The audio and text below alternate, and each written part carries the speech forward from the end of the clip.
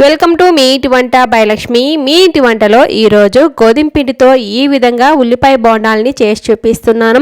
ఈ గోధుమ పిండితో చేసే ఉల్లిపాయ బోండాలు పైనుంచి క్రిస్పీగా లోపల సాఫ్ట్గా చాలా టేస్టీగా ఉంటాయి.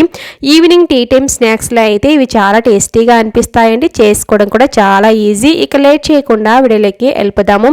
ఈ గోధుమ పిండితో చేసే ఉల్లిపాయ బోండాలని ప్రిపేర్ చేసుకోవడానికి ముందుగా ఒక మిక్సింగ్ బౌల్ తీసుకొని అందులో 2 పెద్ద ఉల్లిపాయలు తీసుకొని ఈ విధంగా నిలువుగా కట్ చేసి వేసుకుంటున్నాను. అలాగే 3 నుంచి 4 పచ్చిమిరపకాయలు కూడా తీసుకొని చిన్న ముక్కలుగా కట్ చేసుకుని ఉన్నాను. వాటిని కూడా ఇందులోనే వేసుకుంటున్నాను. ఇప్పుడు ఇందులోనే చిన్నగా కట్ చేసి పెట్టుకున్న కరివేపాకు వేసుకుంటున్నాను. అలాగే కొత్తిమీర కూడా ఈ విధంగా చిన్న ముక్కలుగా కట్ చేసి వేస్తున్నాను. ఇప్పుడు ఇందులో రుచికి సరిపడా సాల్ట్, అలాగే 1/2 టీ స్పూన్ గరం మసాలా వేసుకున్నాను. ఇప్పుడు ఇందులోనే 1/2 టీ స్పూన్ అల్లం వెల్లుల్లి పేస్ట్ కూడా వేసుకొని మొత్తం బాగా కలిసేటట్టుగా ఈ విధంగా ప్రెస్ చేస్తూ కలుపుకోవాలి. ఈ విధంగా ప్రెస్ చేస్తూ కలుపుకోవడం వల్ల ఉల్లిపాయలు ఈ విధంగా విడివిడిగా వచ్చేస్తాయి. ఇప్పుడు ఇందులో 1 కప్పు గోధుమ పిండి తీసుకున్నాను. ఈ గోధుమ పిండిని కొద్దిగా వేసుకుంటూ కలుపుకోవాలి. పిండిని ఒకేసారి వేసుకోకుండా ఇలా కొద్దిగా వేసుకుంటూ చెక్ చేసుకుంటూ కలుపుకోవాలి. మనకు ఉల్లిపాయలు ఎక్కువగా ఉండేటట్టు కలుపుకోవాలి. అప్పుడే ఈ బోండా అనేది చాలా టేస్టీగా ఉంటుంది. ఇప్పుడు మిగతా పిండిని కూడా వేసుకున్నాను. ఇందులో వేడిగా ఉన్న ఆయిల్ని 1 టేబుల్ స్పూన్ నుంచి 2 టేబుల్ స్పూన్ల వరకు వేసుకోవచ్చు. ఇదంతా కూడా బాగా కలిసేటట్టు కలిపేసుకుంటున్నాను. ఉల్లిపాయల్లో ఉన్న వాటర్తో ఇలా కలుపుకున్న తర్వాత ఇప్పుడు ఇందులో కొద్దిగా నీళ్లను చిలకరించుకోవాలండి. ఎక్కువ నీళ్లు పట్టవు.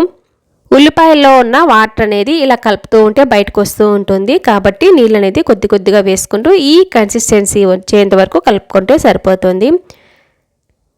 ఇప్పుడు స్టవ్ మీద కడాయి పెట్టేసుకొని డీప్ ఫ్రైకి సరిపడా ఆయిల్ వేసుకొని ఉన్నాను. ఆయిల్ వేడిందా లేదా అని కొంచెం పిండి వేసి చెక్ చేసుకోవాలి. వేసిన వెంటనే పైకి రావాలి. ఇప్పుడు స్టవ్ని మీడియం ఫ్లేమ్లో పెట్టేసుకొని ముందుగా కలిపెట్టుకున్న పిండిని వీడియోలో చూపిస్తున్నట్లుగా కొద్దిగా తీసుకుంటూ ఇలా రౌండ్గా చేసుకొని వేసుకోవాలి. మనకు ఏ సైజులో కావాల్సింటే ఆ సైజులో వేసుకోవచ్చు. ఇప్పుడు కాగుతున్న ఆయిల్లో వేసేసుకున్నాను. ఆయిల్లో ఎన్నైతే పడతాయో అన్నిటినీ కూడా వేసుకోవాలి.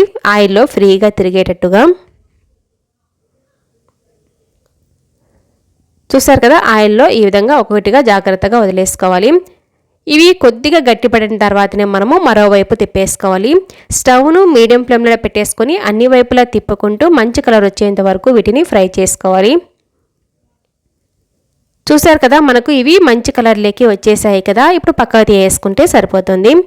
మిగతా మొత్తం ఉల్లిపాయ బోండాల్ని ఇదే విధంగా ప్రిపేర్ చేసుకోవాలి. చూసారు కదా, గోధుమ పిండితో కూడా ఈ విధంగా మనము పైనుంచి క్రిస్పీగా లోపల సాఫ్ట్గా ఉండే ఉల్లిపాయ బోండాల్ని ప్రిపేర్ చేసుకున్నాం కదా. మీరు కూడా మీ ఇంట్లో తప్పకుండా ట్రై చేసి చూడండి. ఇప్పుడు ఒక టిష్యూ పేపర్ వేసుకున్న ఒక బౌల్లో వేసేసుకున్నాను. మిగతా మొత్తం ఉల్లిపాయ బోండాల్ని ఇదే విధంగా ప్రిపేర్ చేసుకుంటే సరిపోతుంది. వీటిని ఇలాగే తినేయచ్చు. ఇందులోకి ఎలాంటి చట్నీ అవసరం ఉండదు. మీకు ఈ వీడియో నచ్చినట్లయితే ఒక లైక్ చేయండి, షేర్ చేయండి. కొత్తగా చూస్తుంటే సబ్స్క్రైబ్ చేసుకోవడం అసలు మర్చిపోకండి. Thanks for watching.